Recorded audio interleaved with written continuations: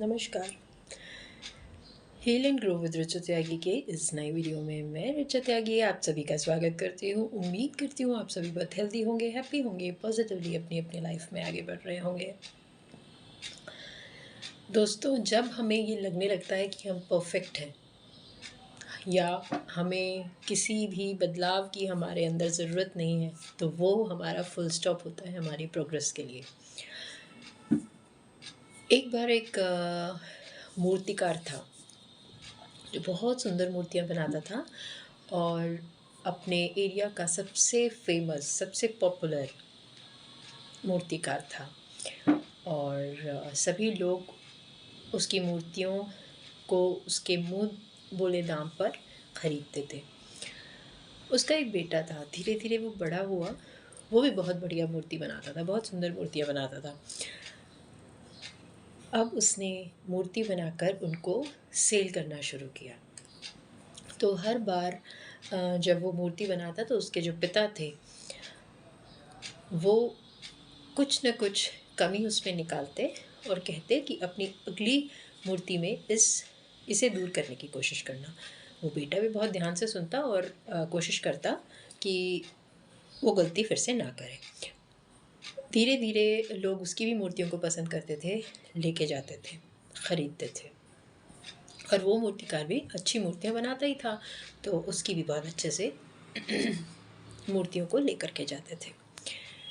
हर बार वो जो मूर्ति बनाता उसका बेटा, तो पिता जो थे वो कुछ न कुछ कमी बताते और वो उसको दूर करने की कोशिश करता था पुत्र। तो इसी तरह से हर मूर्ति पे कुछ न कुछ कमी निकलती थी।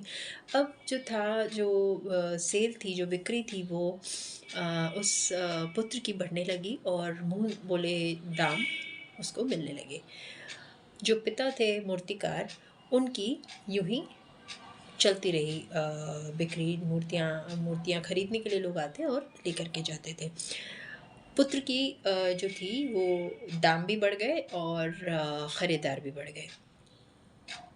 लेकिन पिता फिर भी कुछ न कुछ कमी हर मूर्ति में निकालते। वो सुनता, उन्हें दूर करने की कोशिश करता पुत्र। फिर धीरे धीरे जो था उसकी जो मूर्तियाँ थीं उनके दाम और ज़्यादा बढ़ने लगे और ज़्यादा बढ़ने लगे। लेकिन पिता की एक ही तरह से बिक्री हो रही थी, न कम हुई न ज़्यादा।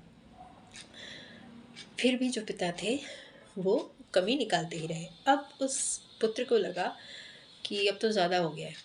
वो अपने पिता के पास गया और बोला कि अब हद हो गई है। अगर आप मेरी मूर्तियों में कमियां निकालते हैं तो मेरी मूर्तियाँ इतनी बिकती कैसे हैं और मुँह बोले दाम में कैसे चली जाती हैं। अगर आप इतने बड़े मूर्तिकार हैं तो आपकी बिक्री ज़्यादा होनी चाहिए थी।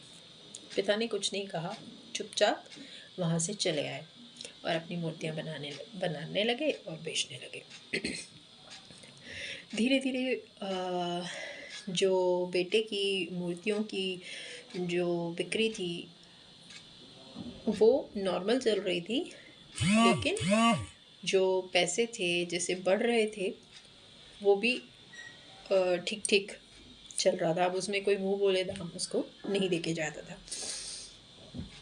उसकी बिक्री भी थोड़े थोड़े समय के बाद कम होने लगी। अब वो परेशान होकर अपने पिता के पास गया। बोला, पिताजी मुझे आपसे बात करनी है। बोले, हाँ बोलो। तो बोला कि पिताजी मेरी जो मूर्तियाँ हैं वो लोग ख़रीद तो रहे हैं, लेकिन उस तरीके से नहीं जैसे पहले ख़रीदते थे और पैसे भी उतने नहीं मिलते। पिता हंसे और उनके एक्सप्रेशंस ऐसे थे कि जैसा उन्हें पता था कि ऐसा कुछ होने ही वाला है। तो बेटे ने कहा कि आप हंस क्यों रहे हैं, आपको कुछ ऐसा पता था कि मैं आपके पास आऊँगा और ऐसी बात करूँगा।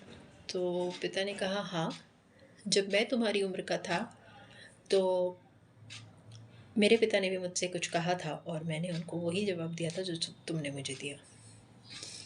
बेटा, जब हमें लगता है कि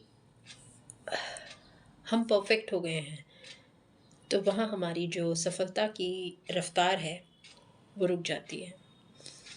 जब तक मैं तुम्हें बताता रहा कि तुम्हारी मूर्ति में ये कमी है, वो कमी है, तुम सुनते थे, उसको दूर करने की कोशिश करते थे। तुम्हें लगता था कि तुम भी संतुष्ट नहीं हो, और जब तुमने अपनी मूर्तियों से, अपनी कलाकारी से संतुष्ट होना शुरू कर दिया तो तुम्हारी सफलता रुक गई।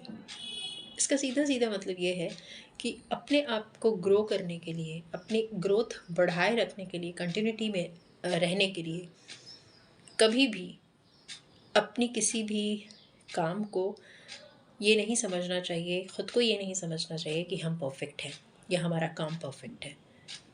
जब हम ये समझ लेते हैं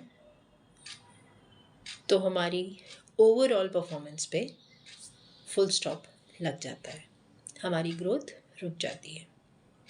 दोस्तों, हमारी लाइफ में भी ऐसा होता है कि जब हम एक फ़्लो में आगे बढ़ रहे होते हैं, सक्सेस को चख रहे होते हैं, टेस्ट कर रहे होते हैं, एंजॉय कर रहे होते हैं, तो हमें भी उस फ़्लो में बढ़ते बढ़ते ये लगने लगता है कि हमारा जो हम परफेक्ट हैं, इसीलिए हम ग्रो कर रहे हैं, जबकि ऐसा नहीं है। आप अपने आसपास भी देखिए, जो लोग ये कहते हैं कि वो परफेक्ट है, एक समय में वो बहुत ग्रो कर रहे होते हैं, लेकिन जब उनमें ईगो, अहंकार और ये भाव कि मैं ही सबसे बेस्ट हूँ, मैं ही बेस्ट हूँ, मुझसे ऊपर कोई नहीं है, मुझसे समझदार कोई नहीं है, वहीं उनका डाउनफॉल शुरू हो जाता है। उम्मीद करती हूँ आप मेरी स्टोरी के थ्रू इस बात को समझेंगे, अपनी लाइफ में अप्लाई करने की कोशिश करेंगे, अपनों के साथ इसको शेयर करेंगे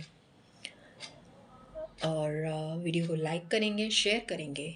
चैनल को सब्सक्राइब अगर अभी तक आपने नहीं किया है तो उम्मीद करती हूँ चैनल को सब्सक्राइब ज़रूर करेंगे। एक नई स्टोरी के साथ, नए वीडियो में फिर आपके साथ रूबरू होंगी। अभी के लिए नमस्कार।